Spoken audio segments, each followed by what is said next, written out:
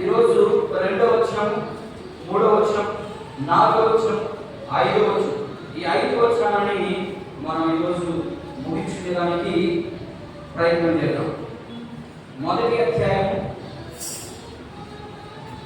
మలాకి గ్రంథము. ఈయన చివరి ప్రవక్త, ఆ విషయం అందరికీ తెలుసు. కాబట్టి చివరి ప్రవక్త ద్వారా దేవుడు మాట్లాడుతున్నటువంటి మాటలు ఇశ్రాయేలు పట్ల ఆయనకు ఉన్నటువంటి ప్రేమ, మానవ జాతి పట్ల ఆయనకు ఉన్నటువంటి ప్రేమ అని మనం అర్థం చేసుకోవడానికి ప్రయత్నం చదువుదాం. 2వ వచనము బి భాగం నుండి చదువుదాం. మొదటి భాగం అయిపోయింది, 2వ వచనము బి భాగం నుండి మనం చదివేదానికి ప్రయత్నం చేద్దాం. ఏశావు యాకోబులకు అన్నకాడా, అయితే నేను యాకోబుని ప్రేమించితిని, ఇది యెహోవా వాక్కు. ఏశావును ద్వేషించి అతని పర్వతములను పాడు చేసి అతని స్వాస్థ్యమును అరణ్యమందు నక్కలు పాడు చేసితిని. మనము నాశనమైతిమి, పాడైన మన స్థలములను మరలా కట్టుకుందుము రండని ఇదో మీరు అనుకుందురు. అయితే సైన్యములు అధిపతి యెహోవా సెలవిచ్చినదేమనగా, వారు కట్టుకున్నను నేను వాటిని క్రింద పడదోయుదును.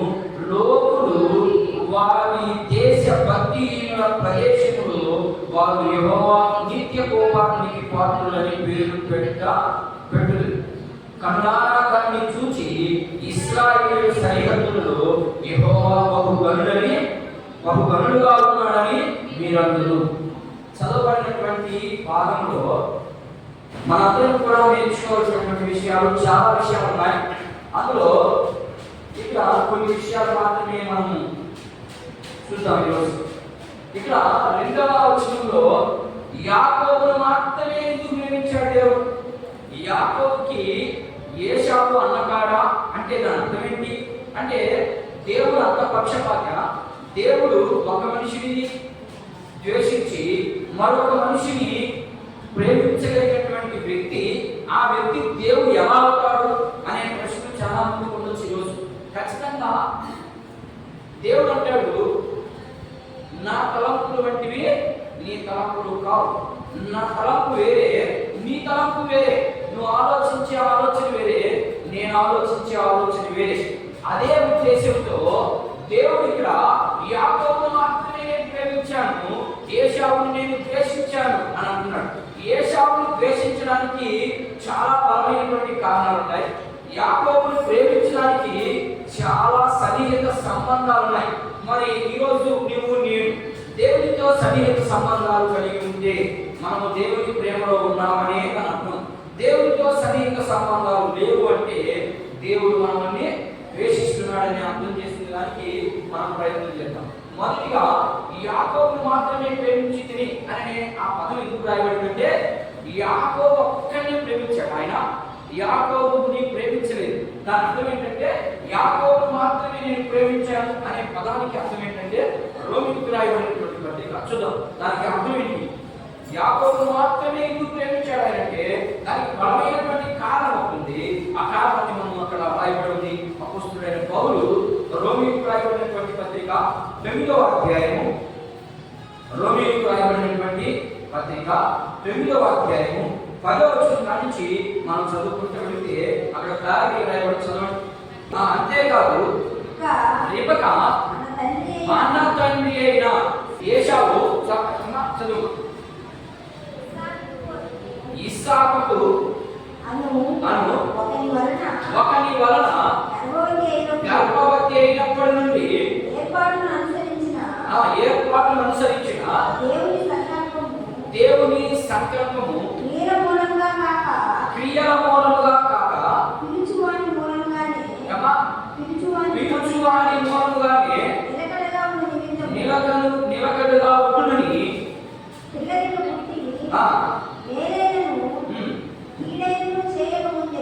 మేలైనను కీడైనను చేయకముందే పెద్దవాడు చిన్నవానికి దాసుడని ఆమెతో చెప్పండి. ఎందుకు చెప్పబడింది ఆ మాట?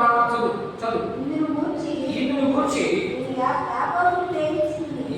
గూర్చి యాకోబుని ప్రేమించింది, ఏశావును ద్వేషించింది. ఎందుకు గూర్చి మా చెప్పాడు, చాలా చెప్పుకుంటూ వచ్చాడు.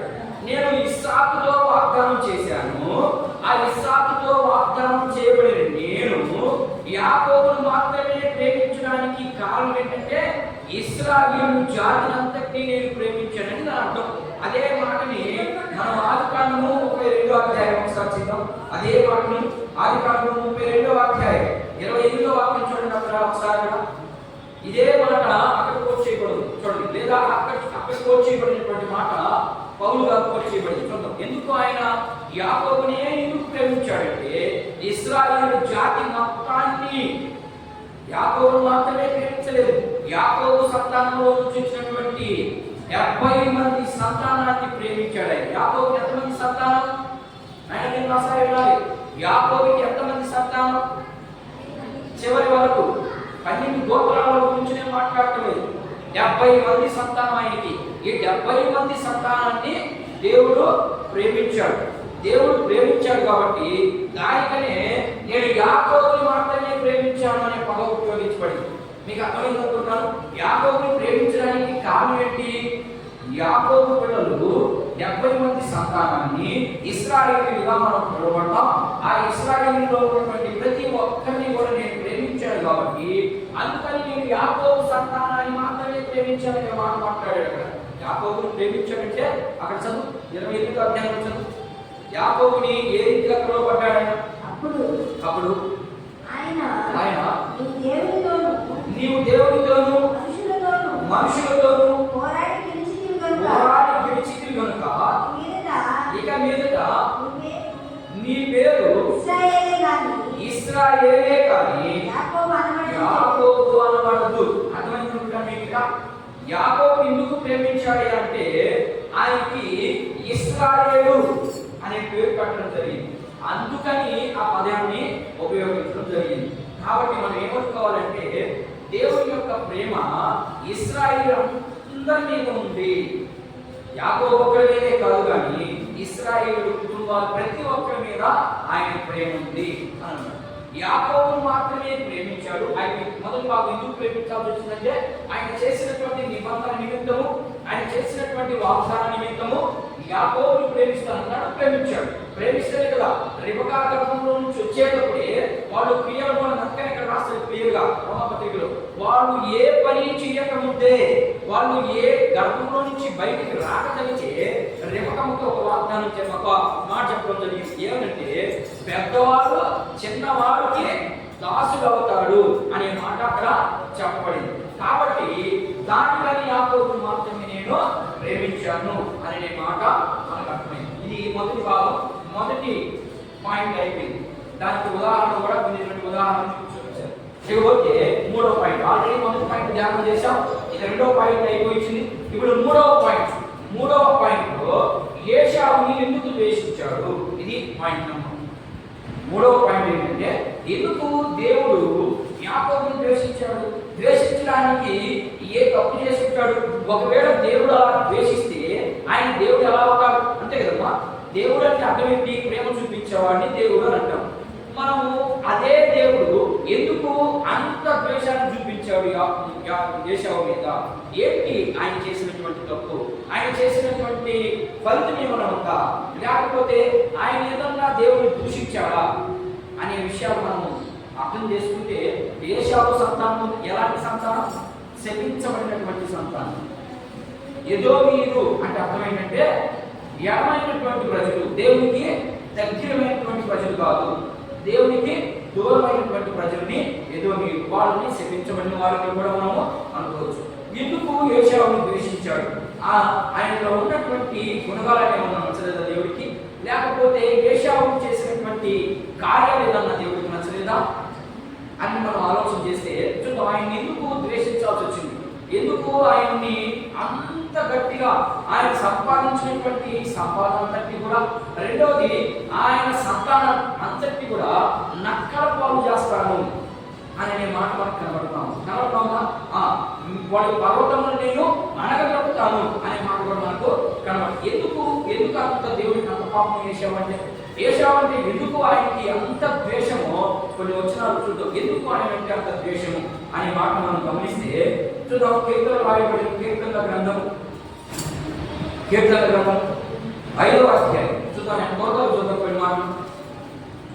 కీర్తనల గ్రంథము 5వ అధ్యాయం 4వ వచనాన్ని ఒకసారి గమనిద్దాం. చూడండి. 5వ అధ్యాయము 4వ వచనాన్ని ఒకసారి గమనిద్దాం. 4, 5, 6 వచనం చూద్దాం. నీవు దుష్టత్వమును చూచి ఆనందించు దేవుడు కావు, చెడుతనమునకు నీ యొక్క చోటు లేదు. మొదటి మాట ఏంటంటే వీళ్ళు ఎలాంటి వారే అంటే ఈ మాట బట్టి మనం గ్రహించుకోవాల్సింది, వాళ్ళు ఎలాంటి వారుగా దుష్టత్వము కలిగినటువంటి ప్రజలు. ఎలాంటి వారంటే వాళ్ళు దుష్టత్వము కలిగినటువంటి ప్రజలని మనం అర్థం చేసుకునేదానికి ప్రయత్నం చేయాలి. మొదట దుష్టత్వం కలిగిన వారు. రెండవ చదువు, 5వ వచనం. దావీదులు నీ సన్నిధిని నిలవలేదు, పాపము చేయవారందరూ నీకు అసహ్యులు, అబద్ధమాడు వారిని నీవు నశింపచేయు, కపటము చూపి నరహత్య జరిగించువారు యెహోవాకు అసహ్యుడు. ఎందుకని ద్వేషించాడు ఏశావు అంటే, ఏశావు పట్ల ఎందుకు అంత పాపం అంటే ఆయన చేసే క్రమం ఇలా ఉంది. ఏంటంటే మొదటి ఏం కనబడింది? ఆయన దుష్టత్వం కనబడింది. ఆయన ఏం కనబడింది? ఏశావులో ఏం కనబడింది? దుష్టత్వం కనబడింది. దుష్టత్వం ఎందుకు కనబడింది? ఎక్కడ కనబడింది? కోరగాయ కాడ. ఎక్కడ కనబడింది? ఏశావుకి దుష్టత్వం ఎక్కడ కనబడింది? బెండకాయ కూర దగ్గర కనబడింది దుష్టత్వం అంతా. కూరగాయలు కాడ, మన భాష చెప్పండి, కూర కాడ వాడికి దుష్టత్వం కలిగింది. ఇదే మొదటి దుష్టత్వం. అందుకని దేవుడికి అసహ్యం. మరి నీకు నాకు మనకేం కలుగుతుంది దుష్టత్వం? దేవుడు మనం ఎందుకు అలా ద్వేషిస్తున్నాడు? కారణం ఏంటంటే నీకు వాడికైతే కోరాకు మీద పోయింది, మరి నీకు నాకు దేని మీద పోతుంది? చూడండి ఒకసారి, ఆలోచించండి ఒకసారి. ఏశావుకైతే ఎందుకు ఏశావును ద్వేషించడానికి కారణం అంటే వాడి దుష్టత్వం. ఏంటి వాడు చేసిన దుష్టత్వం అంటే వాడు బెండకాయ కూర మీదకి మనసు పోయింది. మరి నీకు నాకు ఎక్కడికి వస్తుంది మనసు? ఎంతసేపటికి లోకం వైపు వెళ్తా ఉంది మనసు. అలాంటి మనసుని దేవుడు ప్రేమించడు. ఇది మాత్రం గుర్తుపెట్టుకోండి. దేవుడు ప్రేమించాలి అంటే అక్కడే నేను లోకంలో ఉన్నది వద్దా అంటే దేవుడికి తెలుసు నీకు ఎంత సమకూర్చాలనో ఎంత ఇవ్వాలనో. నువ్వు ఉన్నటువంటి క్రమంలో వెళ్తా ఉంటే దేవుడు ఖచ్చితంగా నీకు అన్ని సమకూర్చగలిగినటువంటి దేవుడు మన దేవుడు. అలాంటి దేవుడు కాదు మన దేవుడు. నిన్ను అన్యాయంగా వదిలే దేవుడు కాదు. నువ్వు ఆయన్ని గట్టిగా పట్టుకుంటే ఆయన ఎంత మాత్రం నువ్వు ఒకవేళ చేయి వదిలేయాలనుకున్నా ఆయన నువ్వు వదలనటువంటి దేవుడు ఆయన. మరి అలాంటి దేవుడిని నీ మనసు ఎలా పడుతుందో చూడండి ఒకసారి. మన మనసు అంతా వెళ్ళిపోతుందంటే గోలు వైపు వెళ్ళిపోతుంది. మనం ప్రసంగి గ్రంథంలో మనం చూస్తే మన మనసు అంతా ఎక్కడుందంటే లెబోనాన్ వైపు వెళ్ళిపోతుందంటే. లెబోనాన్ అంటే పాపం వైపు వెళ్ళిపోతా ఉంది. పాపం అంటే మనసు వచ్చిందంతా చేయడమే పాపం, ఇంకేం లేదు పాపం అంటే. అక్కడ అందుకని ఏశావును ద్వేషించాల్సి వచ్చిందని 2 పాయింట్. 3వ పాయింట్ చూద్దాం. సామెతల గ్రంథం 3వ అధ్యాయం చూద్దాం. కొత్త చదవాలి. ఏ భాగం చదవండి?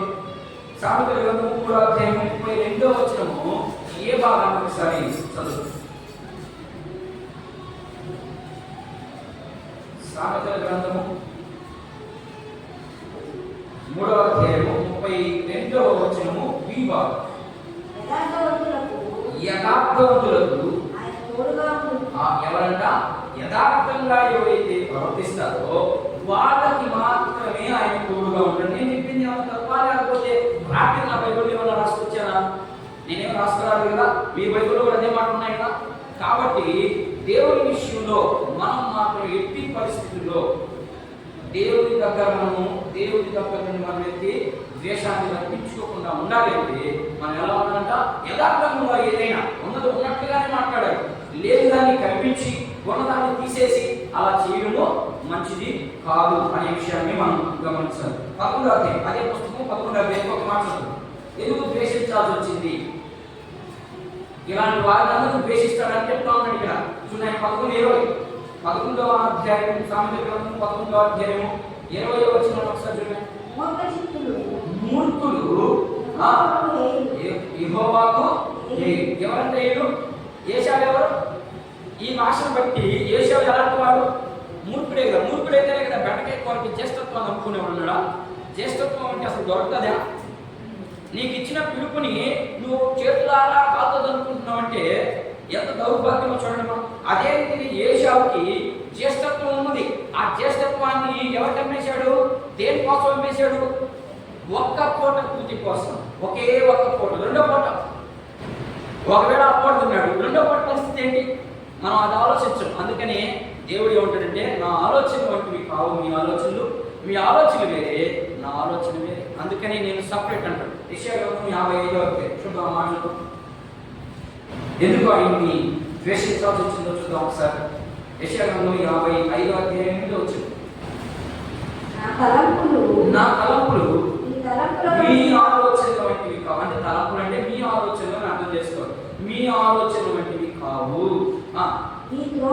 మీరు నడిచే త్రోవలో నా త్రోవలు వంటివి కావు. ఉదాహరణకి మీ త్రోవలు అనే మాటకి ఒక ఉదాహరణ చెప్తాను. మీ త్రోవలు అంటే అర్థం ఏంటి? మనం పోయే మంచి త్రోవలు కదా, యేసుక్రీస్తు ప్రభు పోయే మంచి త్రోవలా? నాకు మీరు అర్థం చేసుకునే ప్రయత్నం చేయండి.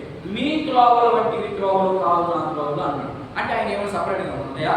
ఏమన్నా పాలరాత్రి రోడ్డు ఏమైనా చేసి పెడతాడు ఆయన? ఆయన మీరు నష్టం చూడాలి. మీకు అర్థం అవ్వాలి వాక్యం అర్థం కాకపోతే మన జీవితం మారదు. మన జీవితం మారకపోతే రేపు నిత్యాగ్నిలో పడి చేస్తాం. అందుకని మన జీవితాన్ని మార్చుకునేదానికి దేవుడి ఈ వాక్యాలతో మనతో మాట్లాడదు. మనం ఏం చేయాలంటే సర్చ్ చేసుకుంటూ మన జీవితాన్ని ముందుకు నడుచుకుంటా వెళ్ళిపోవడం. ఏంటి ఆయన త్రోవలు? మన త్రోవలు ఎలా ఉంటాయంటే, మనకి ఎలా ఉండాలంటే కాలుకి ఆయన కదలకూడదు. ఏం కావాలా?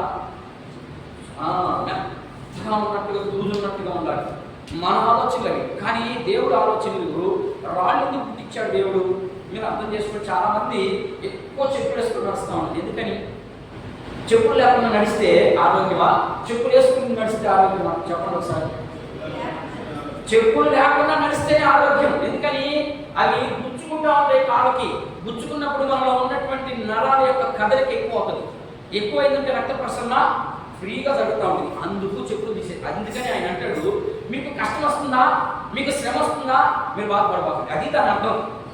దాని అర్థం ఏంటంటే, మీకు శ్రమ వస్తుందా మీ మంచికే, కష్టం వచ్చిందా మీ మంచికే. ఎందుకని? నా మీద మీరు ఆధారపడి ఉన్నారు.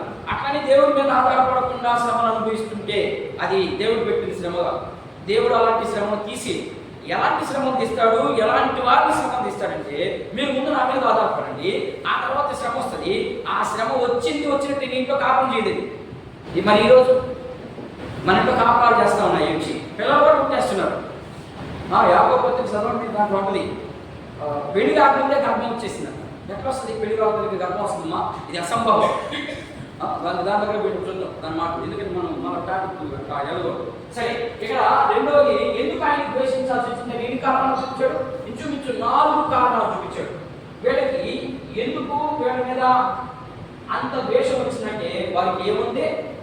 గర్వం కనిపిస్తాం. దీంట్లో మీరు ఏం పెట్టుకుంటారంటే, రాసుకుంటున్నారు దీంట్లో ఏం పెట్టుకుంటామంటే పాయింట్ నెంబర్ 1 పెట్టుకో. ఇట్లా పెట్టుకో, అక్కడ పెట్టుకొని ఎందుకు వారికి అంటే వారి యొక్క గర్వం ఏంటి? వారికి వచ్చిన ఉన్నటువంటి గర్వం చూద్దాం ఒకసారి. ఆమోసు గ్రంథం అయినా ప్రవక్తల గ్రంథాలు చదవాలి. అవి చదవకుండా మన జీవితం మారదు. ప్రతి పుస్తకం 66 పుస్తకాలు ప్రాముఖ్యమే. వాటిల్లో ప్రతిదీ కూడా మనకు అర్థమై ఉండాలి. చదవండి. ఆమోసు గ్రంథం మొదలైతే ఏమంటే వచ్చాడు, ఏశావు సంతతికి ఎంత గర్వం ఉందో ఒకసారి చూడండి. యూదా రాజైన ఉజ్జియా దినములలోను ఇశ్రాయేలు రాజుకు యెహోయాజు కుమారుడు యెరోబాము దినములలో ఎందుకు కలిగింది? దేవుడి ప్రజలే కదా వాళ్ళు, దేవుడే కదా ఏర్పాటు చేసింది యూదా రాజ్యాన్ని. అవును కదా? యూదా రాజ్యానికి ఎవరు రాజులుగా ఉన్నారు? యూదులే కదా రాజులుగా ఉన్నారు. ఆ యూదా రాజ్యాన్ని దేవుని ప్రజలే కదా వాళ్ళు. ఎందుకు దేవుని ప్రజల మీద అంత కోపం? ఇప్పుడు ఎవరి గురించి మాట్లాడుతున్నాడు ఇక్కడ? పాస్టర్ల గురించి మాట్లాడుతున్నాడు. యూదా రాజ్యానికి రాజు ఎవరిగా ఉన్నాడు ఇక్కడ? పాస్టర్ గురించి మాట్లాడుతున్నాడు. పాస్టర్ అంటే అర్థం ఏంటి? పెద్దవాడని అర్థం. పెద్దోళ్ళకే ఇది పడేది. ఏశావు లాంటి వారికి, ఇలాంటి స్వభావం కలిగిన వారికి అలా ఉంటుంది పనిష్మెంట్ అని చెప్తా ఉన్నాడు. మొదటి పనిష్మెంట్. రెండవ పనిష్మెంట్ ఓబద్యా. విన్నాను ఈ పుస్తకాలు ఎప్పుడన్నా విన్నామమ్మా? ఎప్పుడు వెళ్ళలేదండి, మేమంతా సువార్తలు విన్నామంటారా? ఓబద్యా గ్రంథం చూద్దాం. 1వ అధ్యాయం తొందరగా నేను మైక్ ఆన్ చేసిన సార్ పెట్టుకోవాలి. చదువు. ఓబద్యా గ్రంథం 1వ అధ్యాయం 1-3 వచ్చిన తొందరగా. ఓబద్యా ఆజ్ఞాపం కలిగిన దర్శనము ఎదోము గురించి. ఎదోము అంటే నేను ఇందాక చెప్పాను, ఎదోము అంటే అర్థం ఏంటి? శరీరు అన్న శరీరు, శరీరు అన్న ఎదోము అన్న ఒకటే ఊరు. అర్థమైందా? ఈ రెండింటినీ అట్లా పిలుస్తారు. శరీరు అన్న కానీ ఎదోము అన్న కానీ ఏశావు సంతతికి ఇచ్చినటువంటి స్వాస్థ్యం ఇది. అర్థమైందా? ఏశావుకి పంచిచ్చినటువంటి స్వాస్థ్యం. అసలు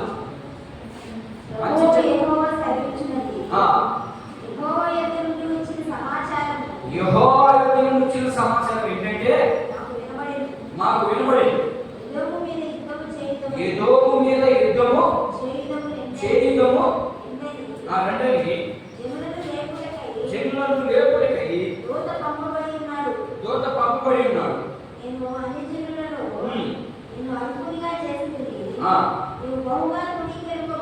ఏంటంటే అన్ని జనులలో నిన్ను ఏం చేశాడమ్మా?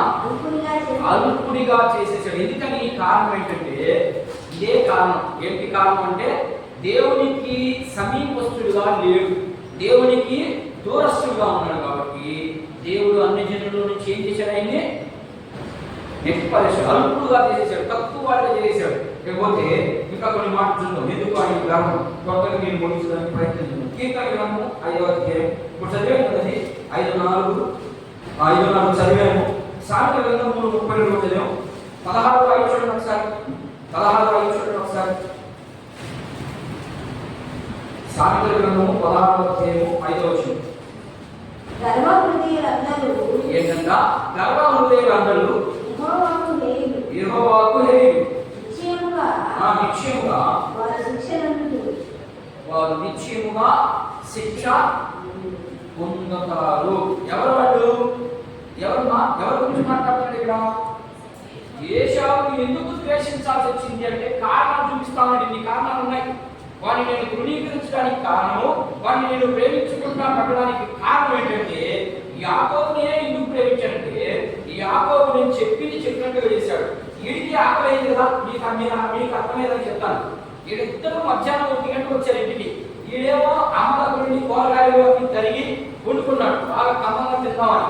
వీడేమో యుద్ధానికి ముగించాడు. అప్పుడే 1 గంట అయింది సమయం. మనకు అర్థమైందని చెప్తున్నాను నేను, అక్కడ లేదు అట్లా. ఇద్దరు వచ్చారు సమయానికి, ఆహార సమయానికి ఇద్దరు వచ్చారు. ఇద్దరు వచ్చేసరికి ఆ ఉన్నది ఒక మనిషికి ఆహారం ఉంది. ఎవరైనా ఒకరు కడుపు మార్చుకోవాల్సింది. కడుపు మార్చుకోవాల్సినటువంటి సమయంలో ఇప్పుడు యాకోబు అమ్మ చేసుకుంది పాపం. వాళ్ళ అమ్మకు సహాయం చేసింది. వాళ్ళ అమ్మతో కూడా వండి కూరగాయలు కడిగి నీరు పోసి ఏమో చేసి ఆహారం అంతా మిగిలిన తర్వాత లాస్ట్ లో ఈడంతా యుద్ధానికి పోయించాడు, అంటే వేటకు పోయించాడు. ఈ వేటకు పోయించిన తర్వాత ఆహారం ఒక్క మనిషికే ఉంది. ఈ ఒక్క మనిషి కోసము నేను వచ్చాడు. ఏశావు వచ్చాడు, యాకోబు వచ్చాడు. యాకోబు భోజనం అది, ఏశావుకు భోజనం లేదు. ఈ యాకోబు భోజనాన్ని ఏశావుకు భోజనం లేదు. కూడా ఈ భోజనం నాకు ఇలా అన్నాడు. వెంటనే వీడికి ఆకలవుతుందా? 1 గంటకి ఎవరికే ఆకలవుతుందమ్మా. ఎలాగే వీడికి ఆకలవుతుంది, వీడికి ఆకలవుతుంది. వీడి వెళ్ళి ఈయన అడిగాడు. ఈడేం చెప్తున్నాడు? నీ జ్యేష్ఠత్వాన్ని నాకు ఇస్తే. దేవుడితో కూడా ఉంటే ఆకలితులు, శ్రమలు, కష్టాలు దాని అంటే అర్థం చేసుకునేదానికి ఇవన్నీ ఎందుకు చెప్తున్నాను? ఎందుకంటే దేవుడితో కూడా నడిచేటప్పుడు శ్రమ ఉంటుంది, సంతోషం ఉంటుంది. సంతోషం వచ్చిందని పైకి ఇవ్వడు, శ్రమ వచ్చిందని కింద పడదు. దాన్ని వీడికి ఆకలింది, వీడికి ఆకలింది. వీడు ఆకలి చంపుకున్నాడు. ఒక్క పూట అన్న తెలియకపోతే చచ్చిపోతామా అనుకున్నాడు. దేవుని యొక్క జ్యేష్ఠత్వాన్ని, దేవుని యొక్క మనసును దోసేసుకున్నటువంటి వ్యక్తి యాకోబు. ఎందుకని? ఆ జ్యేష్ఠత్వం కోసం అన్నాన్ని వదులుకుంటాడు. కష్టమైన ఉండగలిగినటువంటి సమయంలో కూడా ఉండగలిగేంత శక్తిని దేవుడు అనుగ్రహించి వీడిని ద్వేషించడానికి బలమైన కారణం ఏంటి అంటే దేవుడు ఇచ్చినటువంటి క్రమంలో వీడు నడవలేదు. అందుకని దేవుడు వారిని ద్వేషించాడు. అయిపోయింది. ఇక ఈ భాగం కూడా అయిపోయినాయి. ఎందుకు వారికి అంటే వారి గర్వ హృదయం వల్ల వారిని ద్వేషించాడు. ఇంకొక మాట కూడా చూద్దాం, ఇంకొన్ని మాటలు చూద్దాం. కీర్తన 90వ కీర్తన త్వరగా 90వ కీర్తన 7వ వచనం. 90వ కీర్తన 7 నుండి 11 వచనం. లేదా 7-11 చదవండి. అని చదవలేదు కానీ టైప్ చెప్పొద్దు. నీ కోపము వలన మేము క్షీణించుచున్నాం. నీ ఉగ్రతను బట్టి మోషే మోషే రాయబడినటువంటి కీర్తన ఇది. 90వ కీర్తన ఎవరు రాశారు? మీకు తక్కువ గుర్తుండాలి. 90వ కీర్తన 91వ కీర్తన ఎవరికి రాయబడింది, ఎవరు రాశారంటే మోషే రాయబడిన కీర్తన.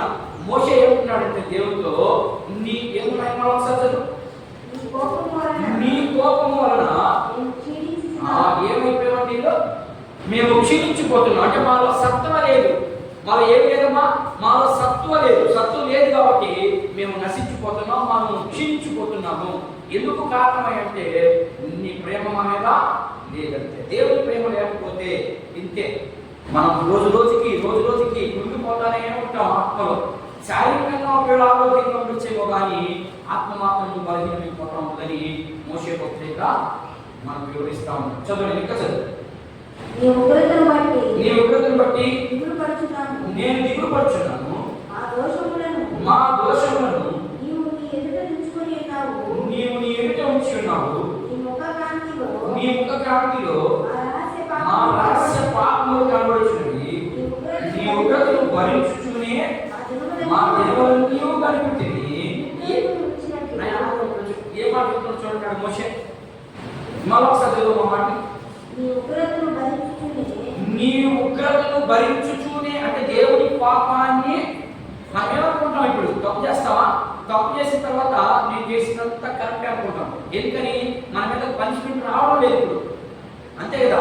పనిష్మెంట్ వస్తే అబ్బా నాయన దేవుడు ఉన్నాడయ్యా అని భయపడతాము. మనం దేవునికి భయపడకుండా పోవడానికి కారణం ఏంటంటే దేవుడి పాపం మన మీద వెంటనే రావట్లేదు. ఎందుకని రావట్లేదంటే ఆయన ప్రేమాస్వరూపిగా భూమి మీదకి వచ్చి ప్రేమ చూపించి వెళ్ళిపోయి ఇంకా చూపిస్తానే ఉన్నాడు. వెళ్ళిపోయాడు ఆయన. వెళ్ళిపోయి మరలా నేను భయంకరుగా రాబోతున్నాను. మునుపుడు అంటే పాత నిబంధనలో ఉన్నటువంటి పాపం కంటే ఇంకా భయంకరుగా రాబోతా ఉన్నాను నేను. కాబట్టి నేను రాకముందే నువ్వు ఈ భూమిని ఖాళీ చేయకముందే నువ్వు మనిషి మార్చు. ఎలా అర్థమవుతున్నా చెప్పేది? ఏం చెప్తున్నారంటే నా పాపము దినములన్నీ కూడా మేము నీ పాపాన్ని భరిస్తూనే చూపిస్తా ఉన్నాం. అంటే అర్థం ఏంటంటే దేవుని పాపం మన మీదకి వెండుగా దిగడం లేదు అంటే కారణము ఆయన ప్రేమిస్తూనే ఉన్నాడని దాని అర్థం. అర్థమైందా? ఈ ప్రేమ నీతో కూడా శాశ్వతంగా ఉండాలంటే నువ్వు చేసిన వాటన్నింటినీ ఏం చెప్తున్నాడు, నీవు చేసిన ప్రతి దాన్ని నా ఎదురుకు వచ్చి ఒప్పుకొని విడిచిపెట్టి నాతో కూడా అడ్డుకట్టబడితే నీవు చేసిన ప్రతి పాపాన్ని నేను ఎలా చేసేస్తానంట. దిశలో నీ మాట సింపుల్గా చూసి వదిలేస్తానంటే నువ్వు చేసిన ఎన్ని పాపాలు అయినప్పటికీ కూడా. మరి అలాంటి దేవుడిని విడిచి అలాంటి దేవుడికి లోబడక అలాంటి దేవుడితో సహవాసం చేయక మనం ఏమైపోతా ఉన్నాం, దేవుడికి దూరం అయిపోతున్నాం. ఏషావులాగా ద్వేషించబడుతున్నాము. ద్వేషించబడిన ప్రతి కుటుంబాన్ని ఆయన ఈరోజు కనువిప్పుగా ప్రేమించి రాండి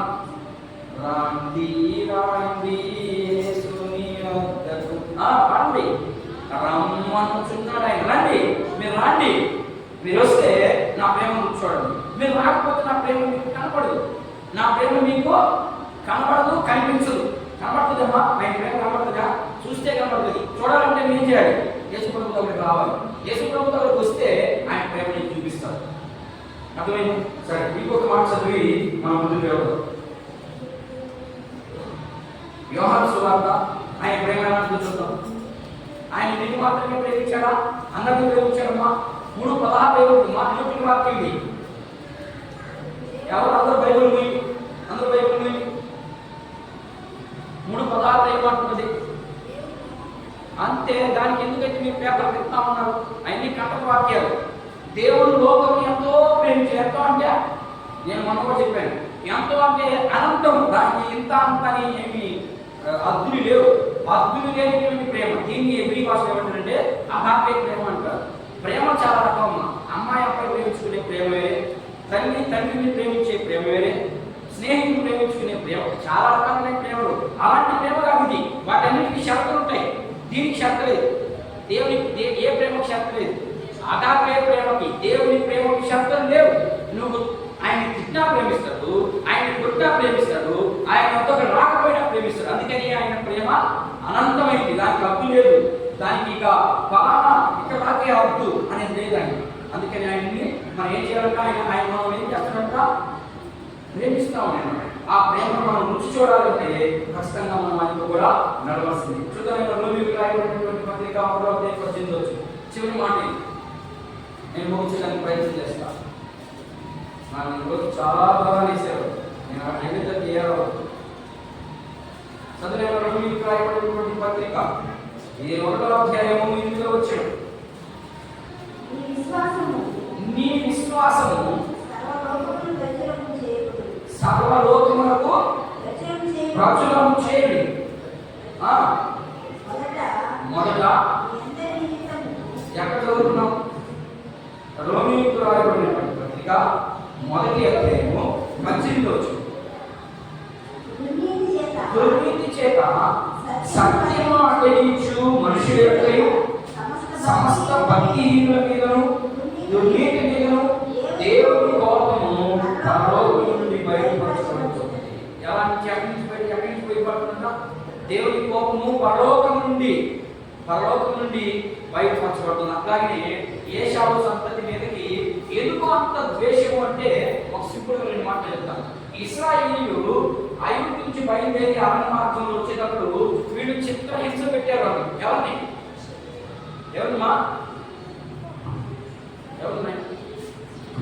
ఐగుప్తు నుంచి బయలుదేరి ఎవరు? ఇశ్రాయేలీయులు బయలుదేరిన తర్వాత ఈ యాకోబు సంతతి వాళ్ళు ఇశ్రాయేలీయులు ఎవరి ప్రజలు? దేవుని ప్రజలని చిత్రహింసలు పెట్టారు. అది మనసులో పెట్టుకున్నాడు దేవుడు. అప్పటికప్పుడు ఏమైనా చూపించాడా? ఏం చూపించలేదు. అంతే. ఈరోజు నువ్వు నేను చేసే ప్రతి తప్పుని కూడా దేవుడు మౌనంగా ఉంటాడు. ఒక సమయం వస్తుంది. సమయం వచ్చినప్పుడు అయిపోతా ఉంది. ఆ సమయము రాకమునిపే నువ్వు చేసినవన్నీ దేవుడి ఇంటికి వచ్చి, అయ్యా నేను చేసింది ఫలానా, ఎందుకు మనం వారం ప్రభుత్వాలు తీసుకుంటున్నాము, నెలకు తీసుకుంటున్నాము, సంవత్సరానికి ఒకసారి తీసుకునేవాడు ఉన్నారు.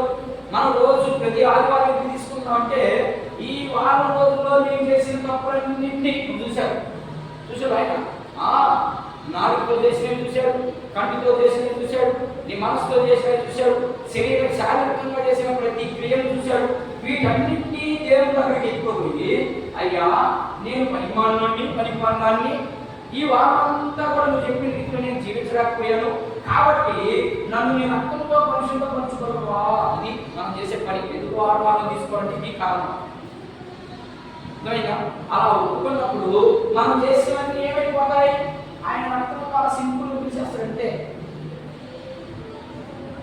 మనం ఈ వారం వస్తాం, తర్వాత 4 వారాలు చర్చికి కనబడకపోతే ఈ 4 వారాలంతా పేరుకుపోద్ది. ఈ 4 వారాలు కదా పేరుకుపోద్ది. దానికి తగినంత రక్తం ఇక్కడ లేదు, దానికి తగినంతటువంటి శక్తి ఈ యొక్క రక్తానికి లేదు.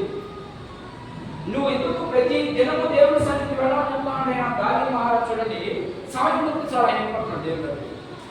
నేను శక్తి లేదని ఎందుకు చెప్తున్నానంటే నీ పాపం ఎక్కువైపోయింది. ఇన్ని నీళ్ళే ఉన్నాయి, ఇన్ని నీళ్ళతో పోతుందా పాపం? నువ్వు ఒళ్ళంతా స్నానం చేసుకోగలవా? చేయలేవు. నువ్వు ఎంతమంది ఒకవేళ ఏదైనా గోరు అలా సుట్టు పెడితే దానికి సరిపోద్ది. ఈరోజు తీసుకున్నటువంటి ఆయన రక్తము, ఆయన శరీరం. మరి నువ్వు సంవత్సరం పొడుగుతా చేసినటువంటి పాపాలకి ఈ అంతకొద్దు తీసుకుంటే పోద్దా?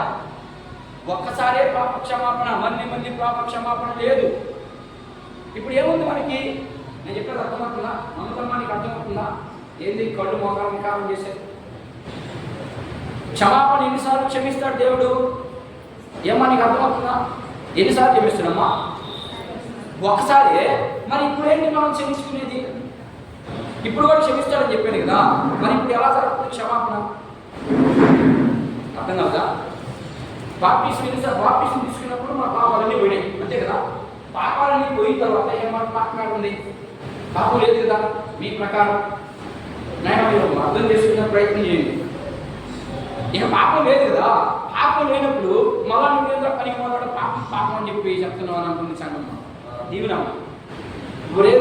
కూడా నువ్వు పాపం ఒకసారి పోయింది. మనకి అందరం పరిశుద్ధమే కదా. యేసు ప్రభువుని నమ్ముకున్న తర్వాత పరిశుద్ధులైతే మళ్ళా నువ్వు పాపాన్ని చూపిస్తున్నావు ఏంట్రా అని అడుగుతున్నాను. మరి దానికి జవాబు ఏం చెప్తామా? ఎలా పోవాలి? పాపం అయితే బాప్టిజం తీసుకున్నప్పుడు ఆ నెలలో వదిలేసావు, ఆ రోజు చచ్చిపోయావు, కొత్తగా బతికావు, నూతనంగా జీవించబడుతున్నావు. నువ్వు ఇక పాపం చేయట్లేదా? చేస్తున్నావు. మరి ఆ పాపం ఎలా పోవాలి? ఎలా పోవాలమ్మా చెప్పాలా? బాగా కొనసాగుతున్నావా? ఏమైనా అర్థం కాదని చెప్పేది అర్థం అవుతున్నాం. మరి ఎలా పోగొట్టుకోవాలి? చెప్పినప్పుడు మనం పడుస్తా, స్పాట్ ఇస్తా. ఇది వాటి లేకపోతే మనం ఎందుకు చర్చికి రావడం? ఆలోచన చేయండి. ఇది వాటి లేకపోతే మనకి ఎందుకు చర్చికి రావడం చెప్పండి.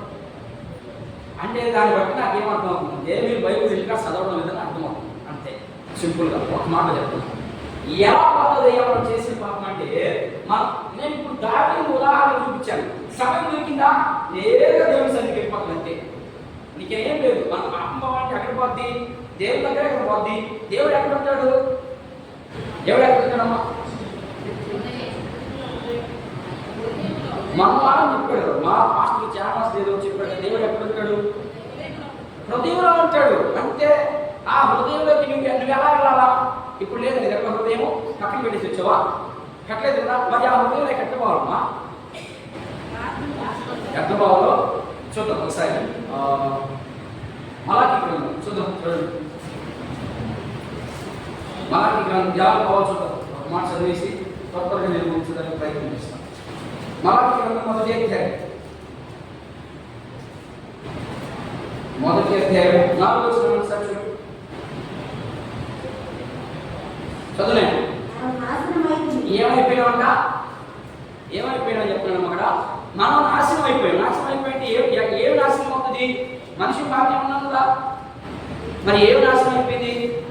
మనలో ఉన్నటువంటి హృదయం నాశనం అయిపోయింది. ఎందుకని? మనం ఎప్పుడైనా ఎందుకని? ఇదిగో ఇది ఎగొట్టేస్తుంది. ముందు కన్ను ఎగొట్టేస్తుంది. కన్నుతో పాటు హృదయం చెడిపోద్ది. అంతే, ఇమీడియట్గా చెడిపోద్ది. అంతే. ఇప్పుడు మనం ఏమైపోయినామంట? చదువున్నామంట.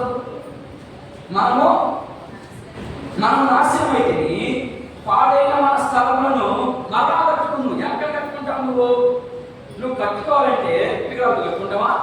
లేకపోతే నీ పక్కింటి స్నేహితులతో కట్టుకుంటావా? ఎవరితో కట్టుకోవాలి నువ్వు? మనం కట్టుకున్నాం రాండి అంటున్నారు. ఎవరికంతా? ఏదో వీళ్ళే ఏశావు సంతతి వారు మనం చెడిపోయాం. ఎందుకని? దేవునికి వ్యతిరేకంగా అయిపోయాం. దేవునికి వ్యతిరేకంగా అయిపోయాం కాబట్టి దేవుని కుటుంబం మీదకి వస్తూ ఉంది. దేవుని ఏమో ప్రేమిస్తున్నాడు అంటున్నాము, మనమైతే ప్రేమించలేదు. మేము ఎక్కడ ప్రేమించాము? మనం ప్రశ్న వేస్తా ఉన్నారు మొదటి వచ్చినోడు. ఆ ప్రేమని మనకి ఏమొచ్చింది? హృదయము నిబ్బరము కలిగి దేవుని కోపం మా మీద ఎందుకు వస్తుంది? ఆయన ఏమో మాటికి ప్రేమిస్తున్నాడు. మీరు ఎలా ప్రేమిస్తున్నాడు అంటే, చాలా మంది ప్రవక్తల ద్వారా చెప్పిస్తా ఉన్నాడు. ఇదిగో ఇశ్రాయేలులారా, లేకపోతే ఎదోమీయులారా, లేకపోతే యూదులారా, లేకపోతే ప్రజలారా జాగ్రత్త పడండి. ఇదిగో మీరు చేసేది నాకు అసహ్యంగా ఉందని ఒక ప్రవక్త లేకపోతే దేవుడు జకర్యానో లేకపోతే మలాకీనో ఆమోసో ఎవరినో ఒకరు లేకపోతే ఆయన లేని ప్రజలు కాడికి పంపించి చెప్పిస్తాడు. ఈ ప్రజలు స్పందించి దేవుడి దగ్గరికి వెళ్ళి ప్రభువా నిజంగా మేము చేసిందని అంటే దేవుడు పాపం మన మీద వస్తుందా? మనం కూడా అంతే. ప్రభువా నేను చేసిన పాపానికి ప్రాయశ్చిత్తంగా నా నిమిత్తం చచ్చిపోయావు కాబట్టి నీ మందిరంలో నాకు చెత్తా చెదారం లేకుండా చేయి ప్రభువా అని అడగాలి. మనం ఏ మందిరంలో? ఇసుక పాట సంకష్టం కట్టినటువంటి ఈ చర్చిలో కాదు. ఇది దీంట్లో చెడిపోతుంది. ఈ చెడిపిన దాన్ని తీసి, దీంట్లో ఉన్నదాన్ని అంతటినీ తీసి అంటే నీ వల్ల కాదు. నీ బలం పనికిరాదు, నీ చదువు పనికిరాదు, నీ జ్ఞానం పనికిరాదు, ఏది పనికిరాదు. అసలు నువ్వు కనీసం అని కరెక్ట్గా ఎంపిక అంటున్నాడు మామ. నా ఇంటికి కూడా పేకలే ఉంటున్నా. ఇదిగో పేకండి చూడండి, నాకు వచ్చేసింది కరెక్ట్గా. ఈ ఇంటికి నల్లకుంది కదా, తెల్లని చేయి చూద్దాం. మనం చేయడం ఆటో ఇంటికి అంటాం కదా మనం. అంతే, నువ్వు నేను ఏం చేయాలి? దీన్ని తెల్లంగా మార్చాలన్నా దేవుడే చేయాలి, నల్లంగా చేయాలన్నా కూడా దేవుడే చేయాలి. మనం కప్పు వేసుకుంటాం, రంగు వేసుకుంటాం కదా, ఉంటుంది. అది ఉండదు. అదే దేవుడు ఇస్తే ఎప్పటికీ అంతే. అలాంటిది అనమాట. వీళ్ళు చెడిపోయా మనము రాని దేవుడు మన దగ్గర అంటారు. మళ్ళా కట్టుకుందాం రాండి మన హృదయాన్ని అని వెనక్కి తిరిగారు. మళ్ళీ కట్టుకుందాం రాని నాకు వచ్చిన నేను ఇక్కడ రాశాను. నేను దాంట్లో ఉన్న భాగాలనే పెట్టేసి మీకు ముక్కలు అర్థమయ్యేదాన్ని చెప్తున్నాను. మనం చెడిపోయాం. అందుకనే మనం చెప్పాడు, హృదయము మోసకరమైంది, అది బహు భారమైన వ్యాధి కలిగినది. దాన్ని ఏం చేయాలంట? దాన్ని చెడిపోనికుండా చేసుకోవాలంటే మనం ఏమన్నారంట? దేవుని మందిరంలోనే అది, ఇంకెక్కడ రాదు. దేవుని మందిరంలోకి మనమైతే ఇప్పుడు వస్తామో అప్పుడు దేవుడు మనం ఏం చేస్తాడు? చూస్తాడు. నా బిడ్డ ఎలా వచ్చింది? ఊరికి పైపైన వచ్చిందా, లోపలికి వచ్చిందా, మార్చుకోవాలని వచ్చిందా, లేకపోతే అందరూ కనబడేటట్టు వచ్చిందా? తెలిసిందా? ఆయనకు అన్ని తెలుసు, నాకు తెలియకపోవచ్చు, నీకు తెలియకపోవచ్చు. ఆయనకు అన్ని తెలుసు.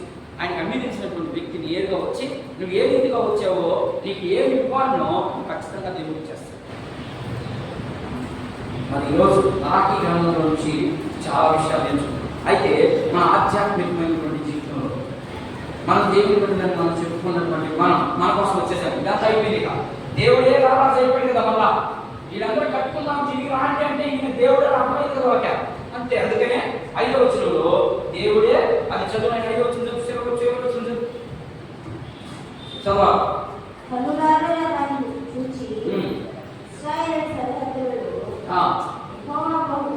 బాబు గనుడు అంటే నేను రాజుగా అనే మాట యాడ్ చేశాను. గనుడు అంటే గొప్పవాడు అని అర్థం. గొప్పవాడు అంటే నేను రారాజు అని యాడ్ చేశాను. దాన్ని నేను మార్చుకున్నాను, నాకు అనుకూలంగా ఉంటుందని మీ అందరికీ అర్థమవుతుంది. అలాంటి సమయంలో మనం ఇప్పుడు ఏం చేయాలి? మనకి ఎవరు రారాజు? మన ఇంటి పక్కల, మన ఇల్లు పొరుగు వాళ్ళ, దేవుడే మనకు రారాజు. అందుకని మనం ఏం చేయాలంటే, ఇగో ఇలాంటి పార్టీస్ మనలో ఉంటే, ఎలాంటి పార్టీస్? చెడిన హృదయము, గర్వంగా హృదయము, లేకపోతే దేవునికి వ్యతిరేకమైన హృదయము మనలో కానీ చూసేసాం. మనలో కానీ ఉంటే మనం ఏం చేయాలి? ఇప్పుడు మనం ఏం చేయాలి? ప్రార్థన చేయాలి. ఎవరి దగ్గర? దేవుని దగ్గర. వ్యాయామా దేవుని దగ్గర. ఏంటంటే మాట్లాడు ఇంకెందుకు ఆలస్యం? అంటే సెకండ్లో వచ్చాడు. ఇప్పుడే సైతాన్ మన హృదయాలు మనం చెప్పినటువంటి వాక్యాన్ని పక్కకి తీసుకెళ్ళిపోయింది ఇప్పుడే. అందుకని మనం అందరం మోకరించి, ప్రభా ఎంతవరకు మేము నీకు వ్యతిరేకంగా ఉన్నామేమో, నిన్ను ద్వేషించేమేమో, నాకు గర్వంగా హృదయం కలిగి ఉందేమో, మేము అన్ని విషయాల్లో బాగున్నాం, కానీ మా హృదయం బాగా చెడిపోయింది. అలాంటి చెడిపోయిన హృదయాన్ని ఈరోజు వాక్యం ద్వారా మాకు హెచ్చరిక జరిగించావు. ఏశావు సంతానాన్ని ద్వేషించడానికి కారణము వారి యొక్క హృదయం చెడిపోయింది, నీకు దూరం అయిపోయింది. అలాగే మమ్మల్ని మీరు ద్వేషిస్తున్నారా, ప్రేమిస్తున్నారని అపనమ్మకాలతో మేము ఉన్నామేమో. అలాంటి అపనమ్మకాలు పద్ధతు. దేవుడు నిత్యుడు మనల్ని ప్రేమించే దేవుడు. ఆయన ప్రేమను ధృవీకరిస్తున్నాము అంటే మనలో విశ్వాసం ఏమైపోయింది? బలహీనమైపోయింది. ఆ బలహీనమైనటువంటి విశ్వాసాన్ని బలపరచుటకు నీ సన్నిధికి వచ్చున్నాం. ఇంకొని ఎదుగుతున్నాం కాబట్టి పరిశుద్ధమైన దేవా